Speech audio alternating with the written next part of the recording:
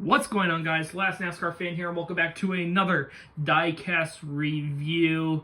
Getting to the last of the bits of the field fillers one by one, and we're going to take a look at another really interesting field filler entry that's also one of my all-time favorite drivers to root as an underdog throughout the rest of his career.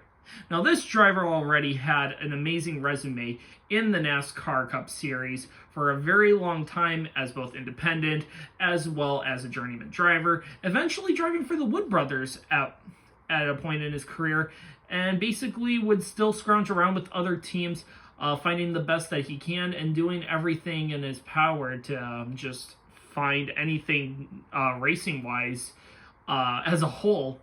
And especially with the shortened fields, this driver took advantage of his already small cup team and brought it forward to and attempted a lot of races throughout 2004 up to 2006 before basically going to the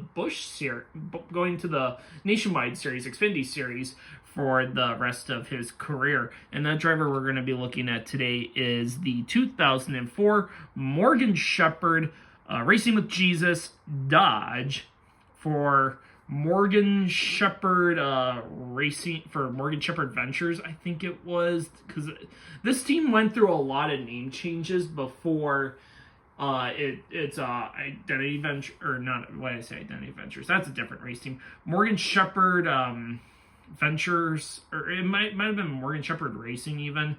The team went through a lot of really different name changes until 2006, and then they changed the name again.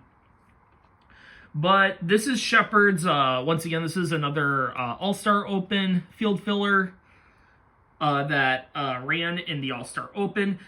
Shepherd actually got caught up in the lap one wreck. He didn't get too much damage, but he ended up sliding through the grass trying to avoid a wrecked Jimmy Spencer, and a bunch of other guys just completely junked after Casey Mears' transmission failed, of course. What really stands out with this paint scheme, though, is the green paint, especially, that really stands out, especially throughout Morgan Shepherd's career. That green paint scheme really stood out.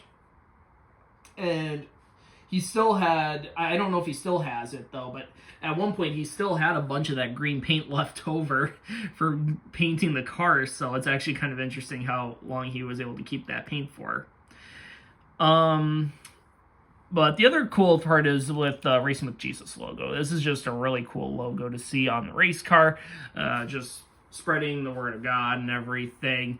Morgan Shepherd, especially after being a born-again Christian, a little bit after was it was in the late 80s, I believe. I think it was in the late 80s, early 90s when that happened. But it was a really good way to spread the message, as well as NASCAR tried to get on his butt for doing it. And he's like, look, you got somebody with Devil, Water brand, blah, blah, blah. And NASCAR's like, okay, we'll just take the heat for it, Morgan. You do what you do. And that's how it kind of happened, because there were a lot of small team sponsors for the field fillers that had a lot of controversy, like RedneckJunk.com, as well as the Racing with Jesus logo, as well as a few others that might get mentioned later on in future diecast reviews. Going back to the car itself, though, you have that really iconic green paint, along with the yellow stripe on the bottom. Racing with Jesus on the front hood, of course. Then you got some of your contingencies: Gatorback, Moog, Cleve, Comp, Elbrock brakes, Wix filters, Sunoco fuel. All your Nextel Cup contingency logos down here. And then on the B pillar, you have Dodge, driver sponsor. You have a few interesting standouts, actually. Few interesting standouts down here, Autolite, and a few others. You have Voiles Equipment, which would actually be their last time sponsoring, along with the John Deere branch.